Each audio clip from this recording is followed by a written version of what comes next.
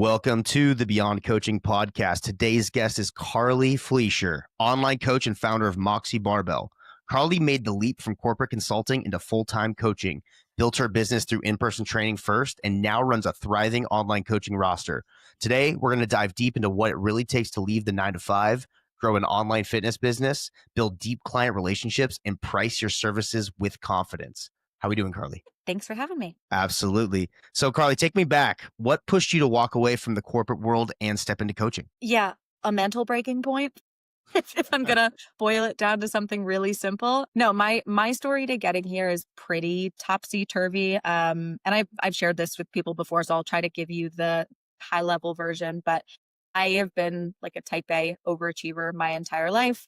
And I am a textbook rule follower. And so my whole life I've got good grades and I did the good internships and I was just on this path of doing the thing that everybody told me I should be doing and had this illusion that if I did that and I got, the good degree and then the good job and a good salary, then like I would be happy and life would all be kind of figured out. And so I did that and I got there and I'm working this financial consulting job at Ernst & Young after graduating college. I'm like, this cannot be what I do for the next 50 years. Because there is such a difference when you like intern and it's finite. You do it for 2 months and it's like, oh, I could do this. And then you just start working and you're like, oh, this is every single day. And so I hit like a real breaking point with it where it's like, this cannot be my life. I cannot sit behind a desk. I cannot crunch numbers and do all of this fake stuff. But I am very risk averse. So the idea of like pivoting to something I was really passionate about did not really feel like an option. So I kind of jumped from like corporate job to corporate job where I would go from a big company to a small company and then a sales job to an account management job and basically making these small little shifts to try to find something that I enjoyed, but I just hated everything. And so by corporate job number, 5 or 6 in 5 years, I just reached a breaking point. And I was like, I just can't make another half-ass change. I got to do something major. And in the background of all of that, I was powerlifting competitively. I was just totally falling in love with fitness and down the rabbit hole. It was like the only thing I wanted to talk about or do. And so when I hit that breaking point, I was like, all right, guess I got to get myself certified and figure out how to make this an option because this path that I've been on for the last 5 years is basically sucking my soul and I just couldn't do it anymore. It's interesting because you're not the quasi entrepreneur. I was, and most of the entrepreneurs I meet, like I'll use me for example. I was doing lemonade stands. I was like a C+B student without trying. I was always like I was ADHD, doing lots of different things. Didn't really care for school. And you were a great student and with a high sense of achievement. And I even actually I tried to look for it right now, but you made a post, I want to say yesterday, the day before, about what you could tell your little self. I forget which age. Yeah, and you said something along. Yeah, you said something along the lines of like, I wish I could tell this girl to slow down. What is that? Yeah, well, so I'm not quite ready to have kids yet, but it's something that's on the horizon for us in the next few years. And I've wanted to have kids since I've been a little kid. This has like always been on the horizon for me. Kind of the older I get, and this might sound very pessimistic, but like I really think adulthood is a scam because it is like, okay, but hear me out though. You have 22 years of relatively speaking, no responsibilities. My childhood, and certainly not what a lot of childhoods look like now, but I came home from school. I was outside with my neighbors. I was running around. I was playing Manhunt. I was on the jungle gym. Like I was outside all the time and it was so fun. Everything was great. And then you go to college and it's so fun and it's awesome and all the things. And then you graduate and then you got to think about taxes and a job and paying your bills and how am I ever going to afford a mortgage and how am I even ever going to afford these kids? And it's like you have this really awesome 22 years and then all of a sudden it's like, well, fuck, this is the rest of it.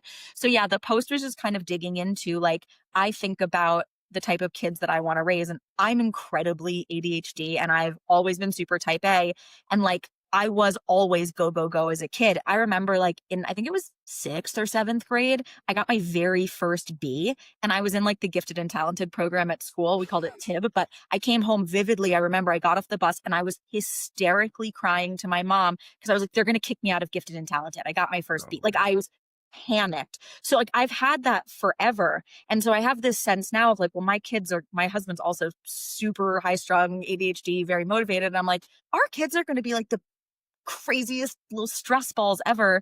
And how do I make sure that they don't put the same pressure on themselves that I did? And how do I make sure that they don't send themselves down a path that like they think is right because it's what everybody else tells them it's right, but it's not what they want. So really like, if I want to teach kids to have fun and to laugh and to be silly and to not take themselves so seriously, then that's something that I really need to model, which is a hard lesson for me because I was never that way as a kid. I was always serious, and I'm certainly serious as an adult.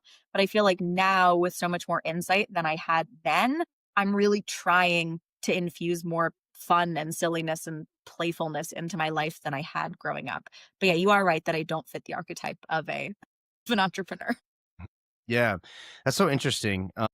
And it's cool that you've had like the self-reflection to figure that out and sort of reverse engineer potentially, right? Like how you can be better for the future children. I always joke like my frame is grandpa. I really want to be a really good grandfather because that means I was probably like a good dad and raise a good family that wants to hang out with me and all that Yeah. stuff. And my wife laughs at me for that one, but it's true. Like having these frames and seeing like what we could have done differently. Do you think was that like innate? Like what drove that type of behavior for you? I have no idea. It's totally Okay. innate. I mean, my parents will tell you, I was not an easy baby. I was not an easy toddler. Like as a baby, I always needed to be held. As a toddler, it was always like, watch me, play with me, pick me up, did all the things. And I have always been that way. Like I did my first and second grade, we had this like multi-age program. So you had first and second graders in the same classroom, and it was like two teachers in this really big room. But it was like you had a lot of autonomy for like a 6 or 7 year old, and they would have stations and you could pretty much move around and do whatever you wanted within those stations. And when you graduated from second grade, they would give you an award. My award as a 7 or 8 year old was the Research Project Initiator Award. Go up to my teacher and be like, can I do a research project on dinosaurs? Can I do a research project on this? So it's always been there. And my parents, if anything, like tried to relieve the pressure valve because I put so much pressure on myself. There was nobody Interesting. that could relieve that pressure valve. I mean, I had to have it was always the next thing. It was like in high school, it was like, well, I need to get good grades so that I get into a good college. And then once that happened, it was like, well, I need to get good grades so then I have the best internship. And then once I get the best internship, well, so that I can get the best job, so that I can make the most money, so that it all came back to like, so that I can be secure and so that I can be happy. I just didn't, it took me a much longer than I care to admit to realize that security and happiness did not come from those external things that everybody else told me they would come from. Absolutely. It's so interesting. I feel like that roadmap maybe existed for our parents. And so for like the listener's point of view, Carly, how old are you? 29. So I'm 28. So no, I turned 29 on last Friday. I'm 29 now. Yeah, thanks. I think that roadmap like did exist a while ago, like industrial revolution vibes. You just show up, you go to college, get a job, get a degree, get a job, get the 401k, buy the house, and then you have a nice little family and you're good to go. You know, white picket fence, all that fun stuff. And in today's environment, it's so dynamic and shifting. And even jobs like I was talking to my buddy at Jitsu today, who's a software engineer for Amazon, pretty high up. He's going through something where he's building like an AI model that he knows will put him out of a job in like 6 months. He's building the thing that's going to get him, let go. And so it's a different landscape nowadays. So going to the decision you made to jump from the corporate life into, entrepreneurship, or rather before that, I know there was training. How long were you thinking about doing this and what kind of plan did you have for yourself? Because I'm sure there was a big one jumping from, I know you're at EY and the Kettlebell Kitchen going to personal training. Yeah, a while. No, so I mean, Kettlebell was like the sort of launching pad for me. So like I left EY after 6 months. I interned there and then I did 6 months and I found what I still call to this day my unicorn job at Kettlebell Kitchen, which was, for anybody that doesn't know, they were a meal prep delivery service and they worked with predominantly CrossFit gyms and they would deliver meals to the gyms for pickup. So it reduced like that last mile delivery. And so I got a job doing account management for them. So I left EY and started managing like 150, 200 CrossFit gyms across the state of New Jersey. And literally my job was to go to these gyms and work out and give people free food and basically increase client retention and penetration at each of those gyms. And it was the dream because it was finally me being in the fitness space, which was the thing that I was obsessed with, but it was risk averse. I was still doing something respectable. It was still like a more traditional job. So they went out of business 6 months after I started there. And I was devastated because that was like, what else am I going to do now? Like I now know solidified I want to be in this space, but how am I ever going to be in this space again without the level of risk? And so I did. I went back to, it was a corporate, but I went back and I worked at 2 different startups and did 3 jobs at those 2 startups over the course of, they went out of business in October of 2019, which sidebar was 3 days after I got married. So not in the plans. And then COVID and a bunch of things, but it took me like almost 3 years of like COVID and then working other jobs before I hit that breaking point. And then once I hit that breaking point and decided I couldn't do it anymore, that was when I went and I got myself certified. And that didn't take a crazy long time because I knew I just needed my CPT to like get my foot in the door. And then I would continue building my like educational foundation basically as I was working. And then when I left corporate, I knew that I wasn't going to be able to launch an online business and make enough money to replace my income overnight. So my plan was kind of always to start working full time in person at a gym. Also, because I see a ton of value in training clients in person before you can do so online with any sort of confidence. But I anticipated I would quit my corporate job, I would work at the gym, and 6 months later, I would have my business up and running and I would have enough of a client base that I could leave the full time in person gig and be like smooth sailing, secure, ready to roll on my own. And that's not what happened. Yeah, it's interesting. I come from a educated family. Both my parents were corporate slaves, highly educated, all that stuff. And when I opened my gym, I started struggling in college and ended up dropping out. Finished online to make them proud, but like my mom did not approve, at all. It was almost like I had let them down. Like I was doing something that they felt was beneath me. And it took years for them to realize, like, oh crap, like Zach built a real business, 7-figure gym, all this stuff, like years. And then now they're like, they think I'm the prodigal son and all that stuff. But with you, like, what did your family and how did your family and friends react when you went from Carly, the version who was probably going to go be a CEO of a big corporation Yeah. one day, to I'm going to go be a trainer? Yeah. I'll give you two different answers because there's one really vivid conversation I remember with my dad when I was deciding to leave EY and I was 6 months in and I was like, I can't do this anymore. Like, I'm so unhappy. And this was after I can't remember if it was after I got the offer, but it was certainly after I had interviewed at Kettlebell and like this was a real possibility.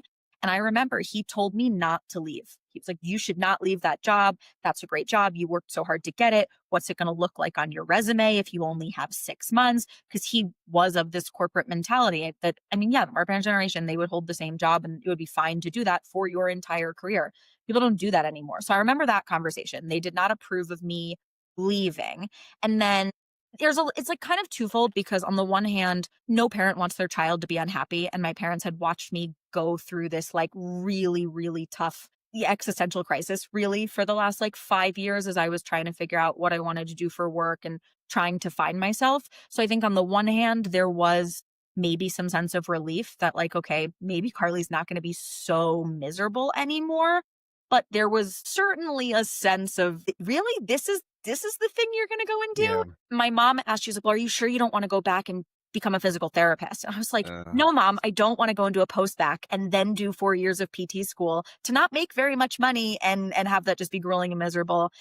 And we went through it too because my sister ended up going to cosmetology school and she never went to college. And that was a huge thing. She was like the first person in my family not to go to college.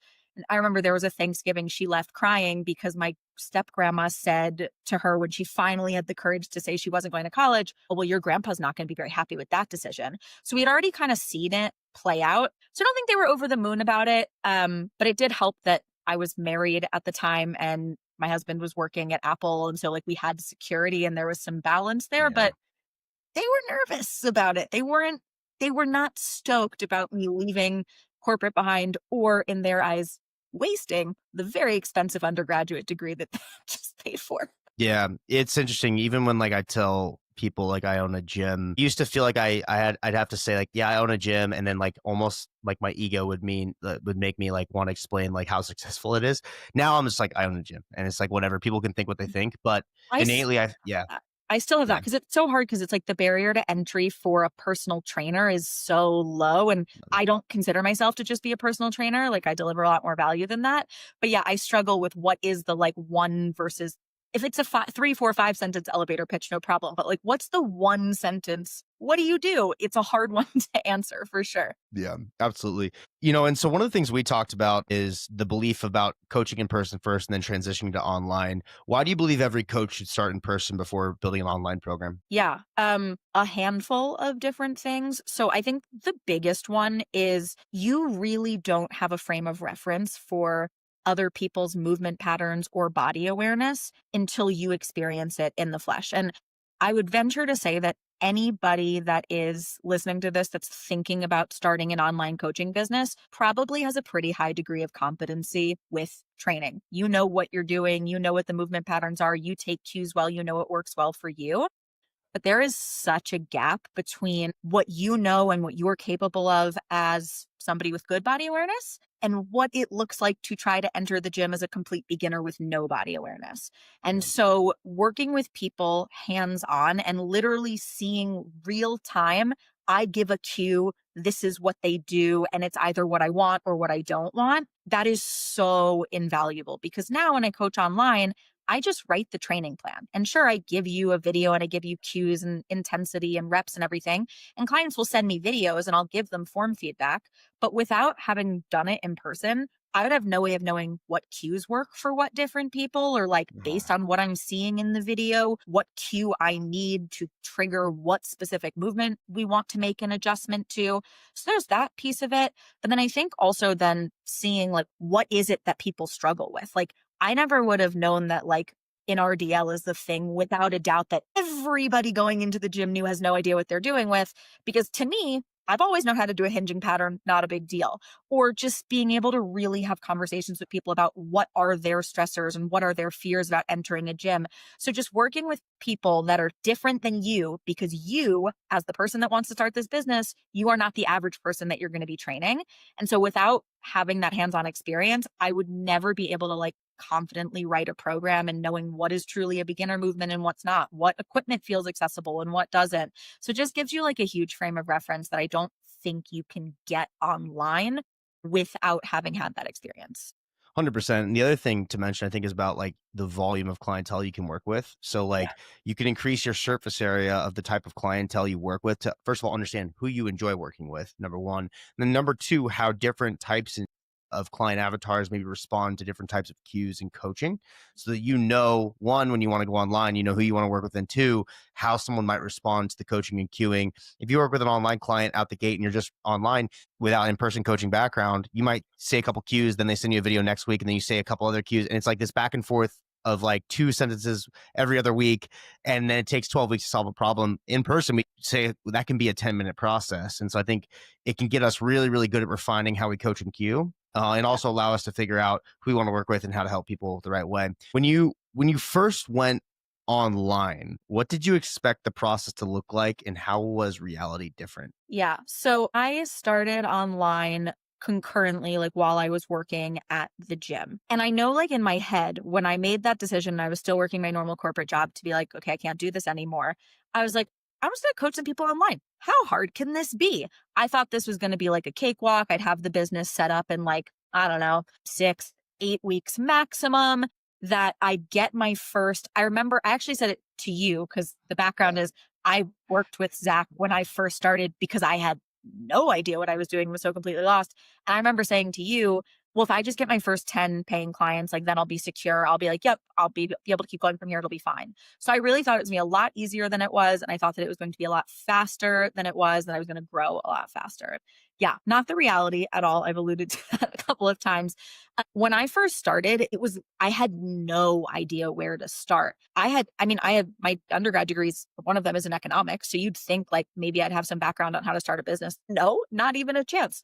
So I didn't know what platform to use. I had no idea how to accept payments. I didn't know how to do bookkeeping. I didn't even have an accountant at that time. I had no idea what kind of legal stuff I needed, documentation, what I was going to do with a new client, even if somebody came in the door and was like, yes, please coach me. So that was like the hardest thing at first, was I was so paralyzed. And I think too, I was so afraid to admit to myself that I was making this change that it was really hard for me to get started. And then I would get paralyzed by these small details.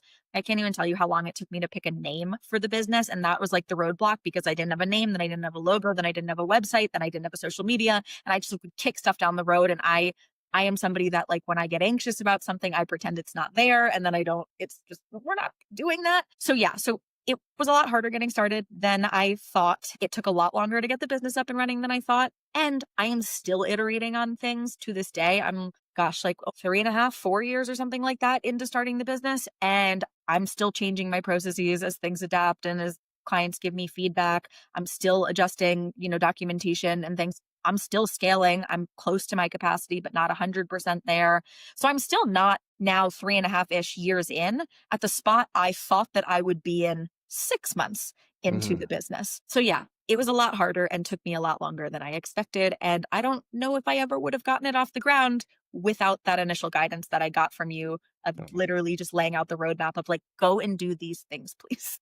Yeah. Yeah. Well, I appreciate that. And it was cool catching up with you recently and finding out where you're at now. And, you're light years ahead of when you were, when we chatted, Yeah. when we used to work together before a couple years back. I think one of the traits that I see from the most successful entrepreneurs is speed and haste on iterations. And the faster you iterate, the faster you fail, the faster you find what works. And the problem that I see with people who go slow, or maybe people that are a little bit built like you, where it's like you want to have the perfect plan in place before executing. We have to have the name and the color, the brand kit. I remember early on when you're building your website, you're like, I'm having a designer build a brand kit. I'm like, brand kit? Like, what are we? Let's just go. Use In my purples and head, pinks if you're dealing with girls. I don't know. Yeah. that was like necessary step one in my Yeah. head. Couldn't tell you Yeah. why. Had to have it. Yeah. I didn't have a brand kit for years. I was just like ripping it off. So how has your mindset, I guess, yeah, how's your mindset shifted about how quickly you can move on different processes, marketing plays, things like that? Yeah. I think what was hard for me, so like I am a perfectionist for sure. And that was hard for me in the beginning is like this business was even then, but especially now, like has become my baby and I'm really proud of it. And so when new people come into it, I want it to be reflected well. I want them to be impressed. And I already had so much imposter syndrome starting out that I was like, well, everything has to be perfect and professional because if somebody comes in the door and it looks like crap, they're going to know I'm a fraud. And then they're going to wonder why they're even paying me for this in the first place. So it did come from this place of insecurity. And now that I am a lot more secure in like my capacities as a coach, like I'm not saying I'm the number one best I'm not the best entrepreneur that has ever lived. I do things wrong all of the time, but I'm very confident in what I do as a coach. And the more confident that I've gotten in the services that I've provided, the easier it's become for me to just do things good enough to get started and then refine later. Because what I've learned is number one, nobody realizes the level of detail as much as you do. So even if something is only 75% done to me, it looks 100% done to them because they don't know that there's a 25% gap. To them, that's just the process. That took a long time for me to wrap my head around. And then also just realizing that like, I'm going to change things down the road anyway. So if I spend all of this time now trying to do it perfectly, I'm going to spend double time because I'm going to do it perfectly. And then I'm going to go back and redo it once I get feedback on it when it's in the wild. Because you are so in the weeds of the things that you do, it's hard to give yourself feedback or know how it's going to be perceived by others. Because of course it makes perfect sense to you. You've made it and you wouldn't make it differently otherwise. So I've learned to just kind of do it and get it out there once it's good enough and then iterate afterwards because then you get more data and then it's actually more perfect than it would have been in the first place. Yeah. The best direction you can get is directly from customer. Yeah. Whenever, like in both either the software business with Coach Logic or with the gym business, it's always been if I'm stuck between two decisions, I just go, I'm going to send a survey out. And then boom, all of a sudden I have an answer. Sometimes you got to take it with a grain of salt because if I ask my gym members which equipment we should buy, they're going to name 100 different things. It's going to be hundreds of thousands of dollars and we're not going to do that. But if I'm down to two things of like, do we get the low row or the lat pull down thing or whatever it is, I'll get clear on like what's most important. And those are mistakes I used to make where I would just make a decision, assume it's the best decision. And then a month later, my coaches are like, yeah, we knew that was the wrong play, but that was the wrong play, but we didn't want to overstep or tell you it was wrong. And I'm like, no, I wish you did, but I didn't create the space in which they could do that. So Yeah. 100%. No, there's a learning curve there for sure. Definitely. So, you mentioned you're close to roster capacity. I know you're finally starting to see more of that ROI from social media. You've built your social media from the ground up and you're still grounding that. Give me the playbook for what works for the online coach who's starting up, doesn't have a big following. What's the playbook today? For sure. I'll go to social media second because that's honestly only a thing I've seen ROI from recently. And up until the last 4 months, my business growth has been almost 100% organic. So it's all come from word of mouth and referrals. When I launched the online business, I posted cross posted with my personal page and then the business page. So I had originally like a couple of friends that I was coaching from college and things like that. And then when I did eventually leave my full-time training job, I definitely poached some clients from that gym and they came online with me. So that was like a big jump for me. And then once I had the first few, it pretty much entirely came from referrals and then working really hard on retention because for a super long time, my lead generation was incredibly sporadic. I would go like 3 months without having a single lead. And then it would be like I'd have a week and I would get 3 leads and they'd come from completely disparate sources. And I'd have no idea why. And I had no idea how to pull the lever, but I would take it. And then really, I think the only reason why I survived long enough to get to this point now where my leads are a little bit more consistent is that I retained my clients really well. So I didn't have these big drop offs. And then more recently with social, a couple of things that have made the biggest difference. So number one, like I hate social media. If I didn't need it for the business, I wouldn't have it. I hate scrolling it. I just don't like it. So I would never really do it. I would post and that would kind of be it. And I only recently learned that if you are not reciprocally social on social, that they will kind of shove your content down. So I now spend a lot more time watching other people's stories, watching videos in full length, commenting, liking, responding to things. And then probably the biggest shift was like the outreach that I'm doing. So I definitely do not do cold outreach on social. I'm not like DMing random people. But the first thing I did was like DM'd every single one of my followers to try to start a conversation. And now anybody that ever engages with any of my posts. So like on Insta, if you like it, if you comment on it, you're going to get a message from me. If you follow me, you'll get a message from me. TikTok, if you follow, if you comment, I'll engage to really start conversations. And that's how I've started converting from social is not waiting for people to come to me. It's actually doing direct outreach and starting conversations and asking questions and understanding people's goals and their pain points and their timelines and building from there. And then very most recently, just a lot more posting. So I'm doing a growth month right now, and I've been doing 2 days, 7 days a week, which is up from my normal like 5 or 6 posts a week. And I've seen a really, really massive influx in engagement and a huge shift from like the ratio of followers versus non-followers that are seeing my stuff. So I think periods of like quite aggressive posting are great. And then a lot of the outreach and engagement with other people's stuff is what's helped really move the needle there. So, a lot of the coaches I talk with, and I know this is something we discussed early on, was having structure around things like social media. What does your weekly structure look like as far as, are you on Instagram? Do you time block for these things? What do you do to stay on task? Yeah, for sure. So I'm not somebody that can like batch create content. It just my brain doesn't work that way. But every Friday I have a task on my to-do list called Organize Next Week, where I go in and I'll put in like, I mean, I've got like my stock things I do every day, but then I've got, these meetings on this day and this program I got to write on this day. And that's when I plan out all of the content I'm going to make for the week. So I know however many posts I'm going to post next week, I need to make at least that many. I am always ahead. I'm always at least like 2 weeks ahead in my content creation. So I've got buffer.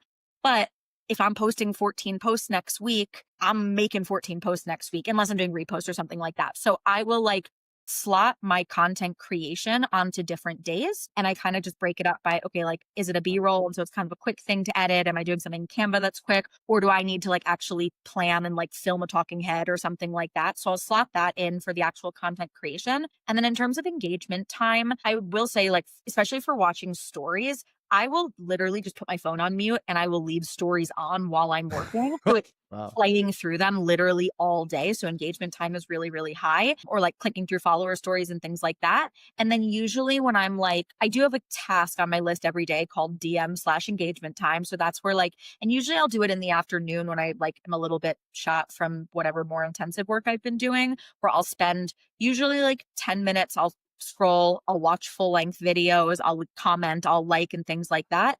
And then I'll go through and I'll DM anybody that I can DM. So I'll look at any new likes or engagement I've had on any of my posts from the last 24 hours, respond to any DMs that are currently unread in the inbox. So I don't necessarily have like a set time every day that I do it, but every single day there is some form of content creation, some form of like in the background engagement, and then some form of like conscious engagement that's usually afternoon focused. Yeah, I think the key takeaway on this is like there needs to be some sense of structure.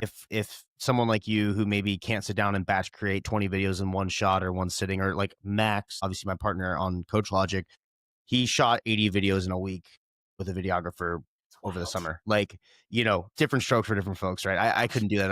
I'd be burnt. My content would suck. But we can still be creative. And okay, if we know that our workflow is where we like to maybe make a couple things a day, like that's fine. And but Yeah. it's I think it's important that we structure it, we schedule the time to do it, and we keep room in our calendar. I think the problem a lot of the coaches, the issue I see with a lot of coaches is they think, oh, I have this 10-minute gap between clients. Let me make a post real quick. And then there's no strategy behind it. There's no reason, rhyme or reason. And so they're just like spray and pray with like random posting. And that's not going to work, like what you said. Yeah, for sure. And there's nothing wrong with like taking 10 minutes to make a post.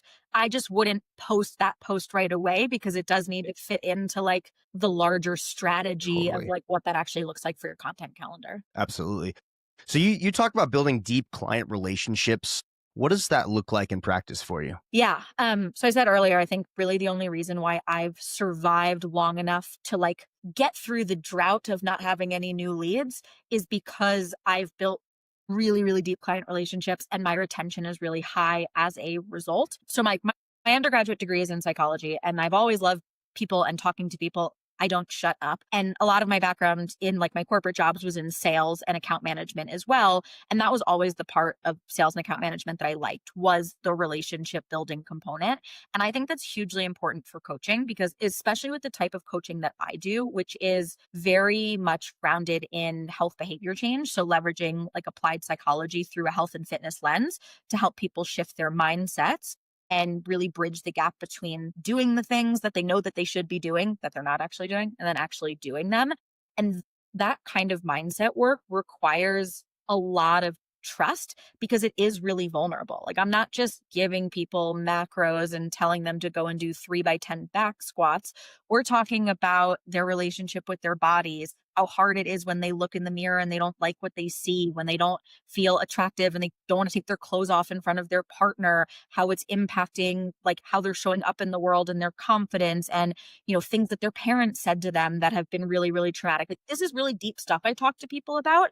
And I don't expect that somebody's going to have a deeply honest conversation with me if they don't trust me and they don't like me and they don't believe that I'm going to safeguard that information and that it's in good hands with me. So I spend a lot of time at the beginning of like my coaching process and I probably spend longer than like again the average business coach would say is advisable on really long form calls with my clients. Like when I do like a sales call or an enrollment call, that call's usually anywhere from 60 to 75 minutes. Then I do another intro call once they've signed up. That's another 60 to 75 minutes. Then we do a long form nutrition review. That's another 60 minutes. So there's a lot of time that we spend really getting to know each other. And I do ask those deep questions. When somebody says, I don't like what I see when I look in the mirror, well, I'm asking, well, what specifically is your brain telling you? What's that story? What kinds of things is it spitting back at you? And so we really are getting deep on those things. And so we build a lot of trust that way and a lot of rapport really quickly. And that's what allows them to open up to me. And that's what lets them be the most successful with coaching because the types of clients that I work with, they don't not know what they should be doing. They're just not doing it. And Hmm. they really need to trust me to allow me to guide them through that process. So it helps them be maximally successful and it really helps with my retention as a byproduct. Yeah, I love that. So how can other coaches apply behavior change principles to keep clients longer and consistent? Yeah. Wow, there's so much. So first and foremost, I mean, there's a certification I'd recommend where I've learned a lot of the strategies that I've done. And granted, like my undergrad is in one of my undergrad degrees is in psychology. So I have this background. There's a certification called the Health Mindset Coaching Certification that's taught by Dr. Casey Jo Orvidas. It is without a doubt the most impactful certification I've ever done. She did her PhD in applied psychology for health and fitness. So the whole certification is how you apply psychology to help people make changes to their health and to their behavior. But a huge part of it is learning to coach clients in a way that they are receptive to. And I'll say there's two really big mistakes that I see most coaches make and it's really apparent even in the type of content. So number one is there's three basic psychological needs that every human being on planet Earth has and this is independent of your health and fitness coaching, but those three needs are autonomy, belongingness, and competence. So you need to feel autonomous, like you have the right to make your own decisions as a grown adult, like you belong in whatever community you're in, and like you're competent, that you have a belief that you can do things that you set out to do. And so the way that you coach needs to support those three basic psychological needs. And so the biggest mistake I see with a lot of coaches is they immediately jump in with solutions and they tell you what to do as a client, but they don't tell you why and they don't tell you how and they don't ask you if you're bought into it or if you understand or if you agree. They just tell you to do it. That doesn't respect their autonomy and it does not build competence. So the number one most important thing, and I hammer this home with clients a ton because they'll ask me, am I allowed to do this? Can I do this? And my answer always starts with, you are allowed to do whatever you want because you are a grown adult that can make your own decisions. I'm here to help guide you, but you don't have to do anything that I tell you to do. My role as a coach is not to tell you what to do. My role is to help guide you in a direction that you feel aligned with. Making sure that you're supporting autonomy is a really, really big one. And then the second one is asking questions and not jumping to conclusions. Clients will ask me in check-ins all the time, like, oh, I'm having this issue. Do you have any suggestions? And I'm like, yes. And here are the 5 questions that I have before I give you any of those suggestions. So I never want to make an assumption about what somebody is dealing with. And people make a lot better progress when they come to a solution on their own. So sure, I could tell you what to do, but I'd rather ask you questions and guide you there so you can get yourself there because that's going to stick a whole lot more. Those are the 2 really big ones: asking a lot of questions, doing a lot of active listening, and making sure that you're supporting autonomy, belongingness, and competence for your clients. There's a lot of other ones, but like those are the 2, without a doubt, the biggest ones that I see people not doing all the time. Yeah, 100%. And I think oftentimes new coaches will feel like they need to talk at a client and just be more direct because they feel probably insecure about their own knowledge. And over time, we start to realize, like, I love that inverted U curve of you have like caveman and then like a nerd at the top and Jedi on the right.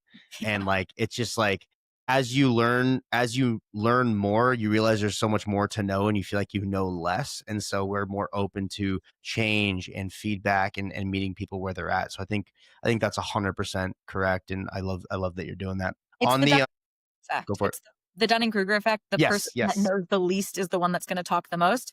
And yes. it's the imposter syndrome. If you're trying to prove to somebody that you know what you're doing, you're just going to talk at them. If you're confident that you know what you're doing, you know that you're going to get your point across in the less words that you use. 100%, 100%. Pricing and confidence. So I know, you've changed pricing over the years. And you've priced, I'd say, more on like the premier services side because you're giving so much value to your clients. What has changed from your mindset that has allowed you to price accordingly? And what have you been finding recently with the current rates you are charging and Yeah. what's working and what's not? For sure. Yeah. I mean, the biggest mistake for sure when I first started was like, I was so desperate to get people in the door that I would pretty much accept any amount of money just to have another client on the roster. So like I would do a sales call and I would give my prices. And the second that somebody would pause and not immediately say something, I would be like, oh, we could lower. Oh, but if there's something else with your budget, and I would immediately jump in. So that's been a big one, is learning to get comfortable with the silence at the end of a sales call when you tell them what the price is and they don't say anything, not saying anything until they respond because you don't know what they're thinking. And I think another big one is like, especially when I talk to people in the DMs and they'll say, oh, I can't afford a coach. I still take the call because I never know what somebody else is inferring when they say, I can't afford it. I don't know if their anchor point for coaching is they've worked with an in-person trainer 3 days a week and they can't afford that, but online is way less expensive. Or if their frame of reference is like the $20 a month bikini body program. So that's a big one. But I think for me, there's 2 things. Number 1, it was simplifying my pricing structure. And then number 2, being confident in the price that I was charging and not backing down from that. A, because I don't need to, I'm near capacity and it doesn't make sense for me to. And also, that I offer a lot of value and I'm really, really confident in what I do as a coach and the service that I provide and the amount of my time that you're going to get. But on the more like strategy side, I mean, I used to have a lot of different prices. I used to offer, training only, nutrition only combo. And then there was like a 6 and a 9 and a 12-month minimum. So I would present people with this like 9-figure grid and it just would get confusing. And then people would want to, they'd start with combo and then they'd want to go back to just training only. So then their price would go down, but they were still kind of getting the same level of service from me, which felt unfair to people that were paying more money. So I simplified my pricing down. So now instead of offering a whole bunch of different things, I have one signature program. I offer training and nutrition combo. I offer a 6-month minimum for the first coaching package, and there is one price for it. And then after that, There's a little bit more granularity because if somebody wants the same level of handholding, or for like more of my existing clients, once they've been Yeah. with me for a little while, they may want to keep working with me, but they don't need the same level of handholding. So you can kind of lower it. But when I'm Yeah. on a new sales call with somebody, there is now one price and there was one set contract duration, and that's it. So it makes it a lot easier to deliver that price. And there's a lot less questions about it and a lot less choices. You don't want to present people with too many choices because then they get all jumbled and it's another decision they need to make. So that's been the biggest thing strategy wise. But I've definitely raised my prices over the years. My very first client paid me $50 a month. And so obviously Yeah. that is not sustainable rate for an online coaching business. So I have steadily raised them. And at first I had a really hard time raising prices, not because I didn't believe in myself, but because my sales, like my leads, were so inconsistent. And then I was like, well, what if somebody can't afford this? And I have a lot of empathy. So when people say, well, I really can't afford this, but they really need the help, I want to be able to help them. And the biggest thing that's changed mindset wise for me over time is I have grown more and more and more confident in the services that I provide and what I do as a coach, where if somebody says that that coaching is too expensive and they can't afford it or they don't see the value in it, then they don't see the value in it. And that's fine. And that's not a reflection on me as a person. It's not a reflection on me as a coach. It just means that that person's not ready, and that's fine. But I no longer have to spend so much time justifying price to other people or to myself because I really just believe in the value that I provide. And I won't just coach anybody. If I do a sales call with somebody and they're not a good fit, I'm going to tell them, hey, I don't think we're a good fit right now. And here's why, and here's what I think you should do instead. So for the people that I do share the price with and I do offer them the coaching package, I'm confident that I can help them. And I Mhm. really believe that when somebody signs up to coach with me, I'm going to change their life. I'm not just giving you a training program and I'm not just giving you a set of macros. I am giving you tools to change the way that you think about fitness and health, the way that you feel about yourself, to bolster your confidence, to help you have more self compassion, and to really, really reorient the way that you interact in the world. And that to me is worth the price that I charge every day of the week. Yeah. So what would be your advice to a coach who still feels guilty charging what they're worth? I would kind of turn the question back on them and I would ask, well, why do you feel guilty about it? Because if you feel guilty, that to me implies that you think that you're like bamboozling people, that they're paying you for something that you have not earned. So if you feel like you're not earning the price that you're charging, why is that the case? And sometimes that might just be a confidence issue and that might be something that you need to work on.